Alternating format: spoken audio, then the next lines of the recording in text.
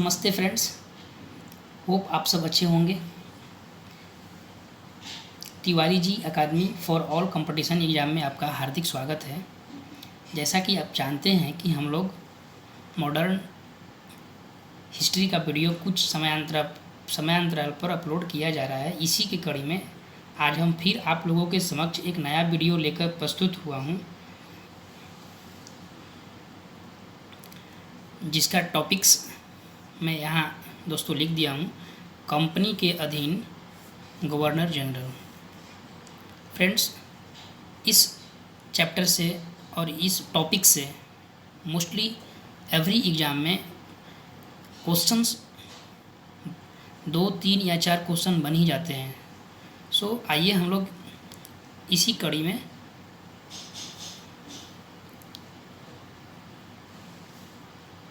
Company के अधीन governor general के बारे में स्टडी करते हैं। दोस्तों, मैं यहाँ लिख दिया हूँ की पॉइंट्स।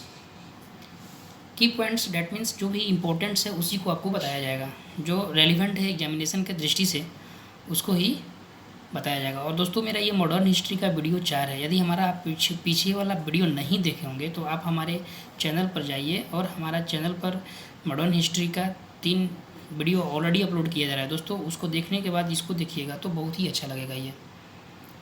तो चलिए चलते हैं अपने टॉपिक्स पर, जो इस प्रकार है। दोस्तों, पहला जो गवर्नर आए उनका नाम था रॉबर्ट क्लाइव। इनका जो कार्यकाल था 1757 से 60 था, और ये 2 बार आए, एक 1765 से 67 भी। कभी कार्यकाल भी दे देता है कि रॉबर्ट क्लाइव का जो कार्यकाल था वो कब से कब तक था, 1757 से 60 और 1765 से 67। इन्होंने क्या क्या इम्पोर्टेंट्स काम किया? तो इन्होंने पहला द्वैत शासन, दूसरा शाह आलम द्वितीय को कंपनी के संरक्षण में ले लिया। दोस्तों, इन्होंने जो शाह आलम द्वितीय थे उनको ये कंपनी के संरक्षण में ले लिया। इलाहाबाद की संधि दोस्तों हुआ था इसी में। मैं यहाँ लिखता हूँ एल से इसका मतलब हो गया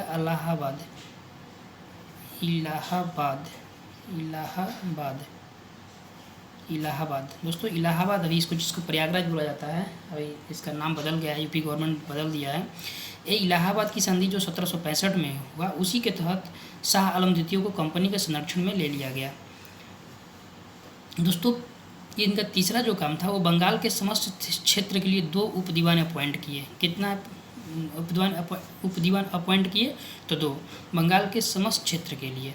फिर इन्होंने क्या किया कि रेगुलेटिंग एक्ट जो 1773 ईस्वी में आया वो गवर्नर से गवर्नर जनरल में कन्वर्ट हो गया, इन्हीं के कार्यकाल में हुआ। दोस्तों, ये गवर्नर थे, लेकिन जो 1773 का रेगुलेटिंग एक्ट आया उसके तहत गवर्नर को गवर्नर जनरल कर दिया गया। तो ये इम्पोर्टेंट्स बनता है दोस्तों कि भारत में कंपनी के अधीन प्रथम गवर्नर जनरल कौन थे। तो भारत में कंपनी के अधीन प्रथम गवर्नर जनरल वारेन हेस्टिंग्स थे। दोस्तों, वारेन हेस्टिंग्स, इनको ये इम्पोर्टेंट्स क्वेश्चन, इसको ध्यान में रखना है कि भारत में कंपनी के अधीन प्रथम गवर्नर जनरल वारेन हेस्टिंग्स है, जिनका जो कार्यकाल था कब से कब तक था, 1774 से 85 ईस्वी तक था। दोस्तों, आज के एग्जामिनेशन में आपको टू दी पॉइंट पढ़ना ही मोस्ट इम्पोर्टेंट है। बुक्स में तो बहुत सारा लिखा हुआ है, लेकिन जो आपको टू द पॉइंट्स इसलिए बताया जा रहा है कि आजकल एग्ज़ाम में आपको बहुत ही घुमा के क्वेश्चन पूछा जाता है। ये ऐसा नहीं है कि आपको डायरेक्ट पूछ दिया जाता है। अभी एग्जामिनेशन में पूछ सकता है कि वारेन हेस्टिंग्स का कार्यकाल क्या था, तो आपको भी ये याद करना होगा कि 1774 से 85 वारेन हेस्टिंग्स का कार्यकाल था। जरूरी नहीं है कि वारेन हेस्टिंग्स का ही कुछ इंपॉर्टेंट्स पूछ देगा। तो आजकल एग्जामिनेशन में घुमाया जा रहा है, क्योंकि कंपटीशन गला काट हो गया दोस्तों। तो कंपटीशन क्रैक करने के लिए टू द पॉइंट्स पढ़ें। और दोस्तों, एक चीज़ और मैं आप लोग को बताना चाहूँगा, थोड़ा मैं सब्जेक्ट से हट रहा हूँ, लेकिन ये बहुत ही इंपॉर्टेंट चीज़ है, इसलिए मैं आप लोग को बताना चाह रहा हूँ। दोस्तों, रिवीजन कीजिए, REVISION, रिवीजन। दोस्तों, ये रामबाण है। यदि आप किसी भी सब्जेक्ट का रिवीजन करते हैं तो वो याद हो जाएगा। 2-3 मल्टीपल टाइम रिवीजन कीजिए। रिवीजन के लिए अधिक समय दीजिए। रिवीजन करने से क्या होता है कि अपने से भी कुछ कुछ ट्रिक्स बनने लगते हैं। तो रिवीजन कीजिए, revision is panacea to crack exam. और दोस्तों, यदि हमारा वीडियो आपको अच्छा लगता है तो आप हमारे चैनल को सब्सक्राइब कर लें तथा बेल आइकन पर ज़रूर प्रेस करें दोस्तों, ताकि हमारा जो लेटेस्ट वीडियो बनाएंगे वो आपके पास उसका जो नोटिफिकेशन जल्दी तुरंत पहुंच जाएगा। और दोस्तों, यदि वीडियो अच्छा लगता है तो एक लाइक्स ज़रूर कर दें और बटन को दबा दें और अपने दोस्तों के बीच में शेयर कर दें, क्योंकि दोस्तों शेयर करने से क्या होगा कि आपका भी जो दोस्त हैं वे लोग अच्छा कंटेंट पढ़ लेंगे। और ये सब कंटेंट जो है एग्ज़ाम की दृष्टि से बहुत ही रेलेवेंट है, जो एग्जामिनेशन में आना ही है।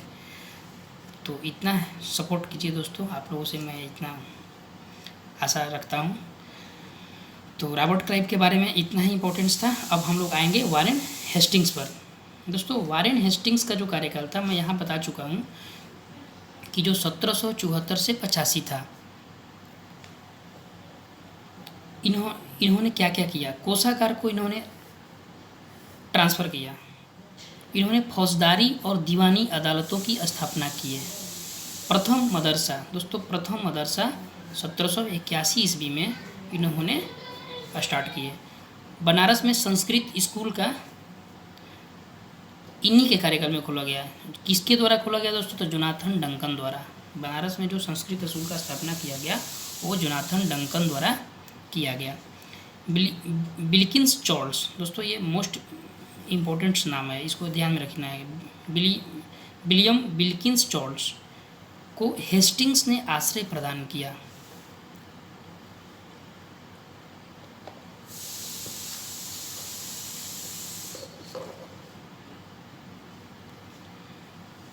ये विलियम विल्किंस चार्ल्स कौन थे दोस्तों? इन्होंने गीता का अनुवाद इंग्लिश में किया था। इन्हीं को हेस्टिंग्स ने आश्रय प्रदान किए थे।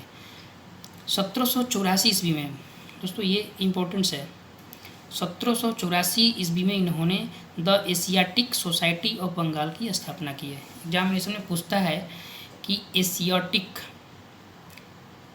The Asiatic Society of Bengal की स्थापना किसने की थी? तो आप लोग को बताना होगा कि the Asiatic Society of Bengal की स्थापना वारेन हेस्टिंग्स के कार्यकाल में हुआ, जिनका जो कार्यकाल था 1774 से 85। दोस्तों जो ये 1774 और 85 है, इसको किसी एक्रोनिम से जोड़ दीजिए अपना सुविधा के अनुसार। यदि आप एक्रोनिम से जोड़ के इसको ऐड कीजिएगा तो पक्का ये आपको याद हो जाएगा। नेक्स्ट, इन्होंने मुगल सम्राट का पेंशन बंद कर दिया। मुगल सम्राट के पेंशन दोस्तों 26 लाख दिया जाता था। इन्होंने क्या किया कि इन्होंने मुगल सम्राट का पेंशन को बंद कर दिया। 1780 भारत का प्रथम समाचार पत्र दी बंगाल गजट, दोस्तों इसको ध्यान में रखिएगा। भारत का प्रथम समाचार पत्र कौन था? तो द बंगाल गजट था। किसके द्वारा ये प्रतिपादित किया गया? तो हिक्की। लेकिन ये किसके कार्यकाल में? तो वारेन हेस्टिंग्स में। कब? 1780 ईस्वी में। रेगुलेटिंग एक्ट, दोस्तों मैं यहाँ लिखा हूँ RA, डेट मीन्स ये हुआ कि रेगुलेटिंग एक्ट 1773 के तहत 1774 ईस्वी में इन्हीं के कार्यकाल में कोलकाता में हाई कोर्ट की स्थापना की गई। पिट्स इंडिया एक्ट 1784 ईस्वी में आया। दोस्तों इन्हीं के कार्यकाल में पिट्स इंडिया एक्ट 1784 ईस्वी में आया। पूछता है एग्जामिनेशन में ऐसे पूछता है कि जो पिट्स इंडिया एक्ट है, पिट्स इंडिया एक्ट कब आया? तो 1784 ईस्वी में। किसके कार्यकाल में आया? तो वारेन हेस्टिंग्स के कार्यकाल में। वनडे एग्जामिनेशन में दोस्तों जो वनडे एग्जाम होता है उसमें डायरेक्ट पूछ देता है कि पिट्स इंडिया एक्ट का या तो कार्यकाल बताइए, तो 1784 आपको बताना पड़ेगा। किसके कार्यकाल में आया? तो वारेन हेस्टिंग्स के कार्यकाल में। इन्होंने सबसे जो इम्पोर्टेंस काम किया दोस्तों, बोर्ड ऑफ रेवेन्यू की इस्टेब्लिशमेंट की। लगान के लिए भारतीय अधिकारी इन्होंने रायन की अपॉइंट इन्होंने की थी। दोस्तों इन पर एक और अच्छी बात है, अच्छी तो नहीं कहा जा सकता है, बट इन पर इम्पीचमेंट लाया गया। दोस्तों इम्पीचमेंट क्या होता है? महाभियोग होता है। जैसे हम लोग हमारे यहाँ पॉलिटी में आप लोग पढ़े होंगे कि राष्ट्रपति पर महाभियोग लाया जाता है। तो ये एक ऐसा गवर्नर जनरल थे जिन पर महाभियोग का चार्ज लगा, बट इन जब वहाँ इंग्लैंड इन्होंने गया तो इन चार्ज को वापस ले लिया गया था। दोस्तों सबसे इम्पोर्टेंट ये जो क्वेश्चन है रिंग फेंस पॉलिसी दोस्तों, इसको मोस्ट इम्पोर्टेंट दोस्तों कर लीजिए, मोस्ट इम्पोर्टेंट है। पूछता है, एवरी एग्जामिनेशन में पूछ देता है कि रिंग फेंस पॉलिसी कौन अपनाया? सुरक्षा प्रकोष्ठ नीति बोलते हैं, हिंदी में इसको क्या बोलते हैं? सुरक्षा प्रकोष्ठ नीति। किसने प्रतिपादन किया? तो वारेन हेस्टिंग्स ने प्रतिपादन किया रिंग फेंस पॉलिसी। दोस्तों रिंग फेंस पॉलिसी क्या था? रिंग फेंस पॉलिसी के अंतर्गत जो था, रिंग फेंस जो पॉलिसी था, इसके जो अंग्रेज़ों के अधीन राज्य थे उसके अलग वाले स्टेट को भी इन लोगों ने अपने पर कब्जा किया और उस स्टेट से ये लोग सेफ कर दिया। तो इसी को सुरक्षा प्रकोष्ठ नीति बोला गया। नेक्स्ट जो आए वो लॉर्ड कॉर्नवालिस आए। लॉर्ड कॉर्नवालिस का जो दोस्तों कार्यकाल था वो कब से था? 1786 से 1793 और 1805 ईस्वी तक। इन्होंने क्या क्या मोस्ट इम्पोर्टेंट काम किया, आइए देख लेते हैं। Important works done by Lord Cornwallis. First इनका जो कार्यकाल था दोस्तों, इसको आप लिंक कीजिएगा, अपने हिसाब से याद हो जाएगा। 1786 से 1793, 1805। पहला इन्होंने क्या काम किया कि कलेक्टर को पावरफुल बना दिया, कलेक्टर को बहुत सारे पावर दे दिए। इन्होंने कॉर्नवालिस कोड 1793 ईस्वी का निर्माण किया है। कॉर्नवालिस कोड क्या था दोस्तों? Based on separation of power, इसमें पावर को सेपरेट कर दिया जाता है। अस्थाई बंदोबस्त, दोस्तों ये इंपॉर्टेंस है कि अस्थाई बंदोबस्त किसके कार्यकाल में हुआ? तो लॉर्ड कॉर्नवालिस। कब हुआ? 1793 ईस्वी में लागू की। इन्हें भारत में नागरिक सेवा का जनक माना जाता है। दोस्तों लॉर्ड कॉर्नवालिस को भारत में नागरिक सेवा का जनक, जो मैं यहाँ लिखा हूँ ये इम्पोर्टेंट्स है दोस्तों। ये क्वेश्चंस जो भी मैं आपको कंटेंट पढ़ा रहा हूँ, ये सब इम्पोर्टेंट्स कंटेंट को मैं आपको पढ़ा रहा हूँ, ये सब एग्जामिनेशन के दृष्टि से मोस्ट रेलेवेंट है। सो आप लोग इस वीडियो को एंड तक देखिए, एक बार देखिएगा तो 60% क्वेश्चन आपके दिमाग में घुस जाएगा, ऑब्जर्व कर लीजिएगा। तो इन्हें भारत में नागरिक सेवा का जनक माना, किनको? लॉर्ड कॉर्नवालिस को। इनका कार्यकाल कब था? 1786 से 1793 और एक इन्होंने 2 बार इन्होंने कार्यकाल संभाला और एक 1805 ईस्वी में। नेक्स्ट दोस्तों लॉर्ड वेलेस्ली, इनका जो कार्यकाल था 1798 से 1805। इन्होंने सहायक संधि की पत्ती शुरू की। दूसरा, सहायक संधि के अंतर्गत इन्होंने कौन कौन सा राज्य जो था उनको अपने चपेट में लिया? तो हैदराबाद, मैसूर, तंजौर, अवध, पेशवा, बरार, भोंसले, सिंधिया, जोधपुर, जयपुर, मछली, बूंदी, भरतपुर। सबसे इम्पोर्टेंट जो घटना घटी, फोर्थ आंग्ल मैसूर युद्ध। दोस्तों मैं पिछले वीडियो में आपको बता चुका हूँ कि फोर्थ आंग्ल मैसूर युद्ध जो 1799 ईस्वी में हुआ, इन्हीं के कार्यकाल में घटित हुआ। 1800 ईस्वी में फोर्ट विलियम कॉलेज की इन्होंने स्थापना की है। स्वयं को बंगाल का शेर कहते थे ये लॉर्ड वेलेस्ली जो थे, ये क्या बोलते थे? स्वयं को बंगाल का शेर बोलते थे। दोस्तों नेक्स्ट जो थे लॉर्ड हेस्टिंग्स, इनका जो कार्यकाल था 1813 से 23 ईस्वी तक था। इनके कार्यकाल में आंग्ल नेपाल युद्ध हुआ 1814 से 16 ईस्वी के बीच में।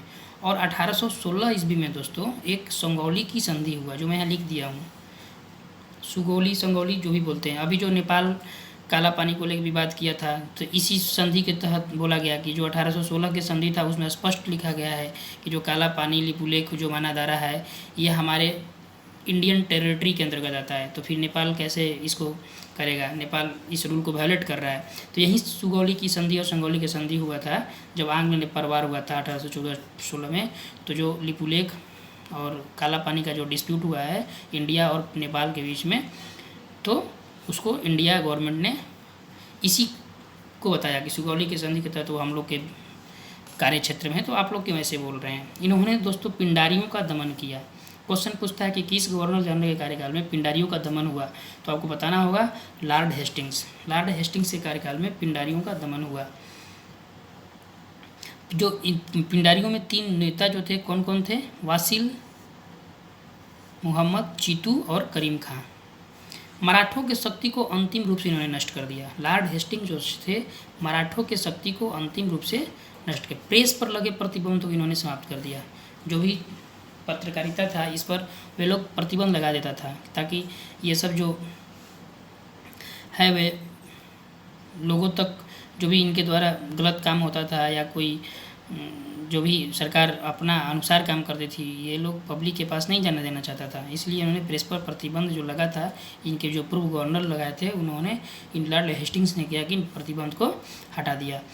टेनेंसी एक्ट या काश्तकारी अधिनियम जो 1822 ईस्वी में इन्हीं के कार्यकाल में है। दोस्तों ये मोस्ट इंपॉर्टेंट क्वेश्चन है, पूछता है कि टेनेंसी एक्ट और काश्तकारी अधिनियम 1822 ईस्वी में जो आया था वो किसके कार्यकाल में आया था, तो आपको बताना होगा कि ये लॉर्ड हेस्टिंग्स के कार्यकाल में आया था।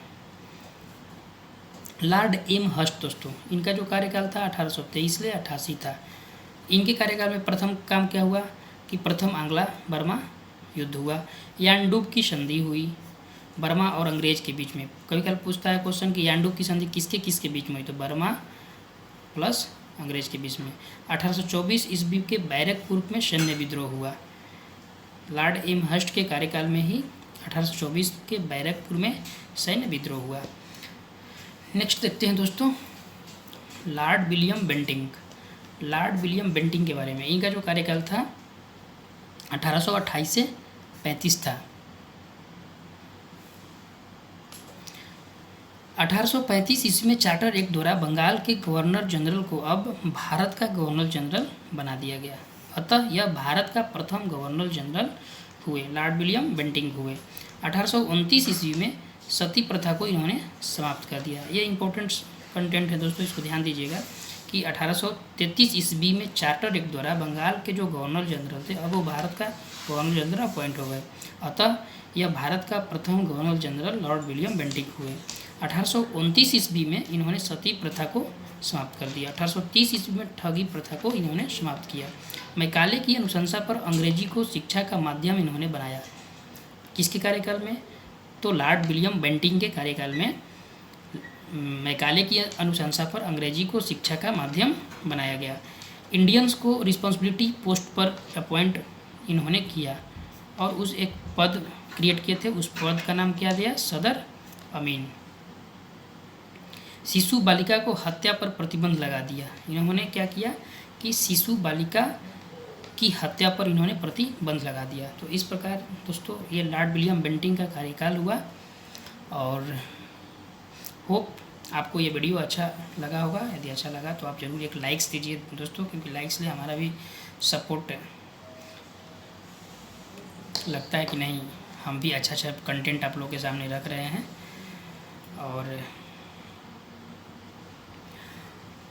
और आप ही लोग के सपोर्ट से मैं और अच्छा कंटेंट लाऊंगा, इसलिए आप लोग ज़रूर कमेंट और लाइक्स दीजिए और हो सके तो दोस्तों के बीच में शेयर कर दीजिए दोस्तों। और एक हमारा चैनल को सब्सक्राइब कीजिए। मैं हमेशा कोशिश करूँगा कि आप लोग को अच्छा से अच्छा कंटेंट दूँ, और अच्छा कंटेंट देने से आप लोग एग्ज़ाम में जाइएगा तो आप लोग को एग्ज़ाम में डायरेक्ट क्वेश्चन पढ़ा हुआ मिलेगा, तो आसानी रहेगी बनाने में।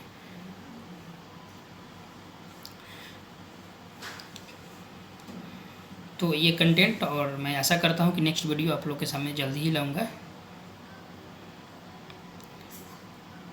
नमस्ते दोस्तों, जय हिंद, जय भारत। और मन लगाकर पढ़िए और कंपटीशन का तैयारी कूल माइंड से कीजिए। कंपटीशन तो क्रैक होगा ही।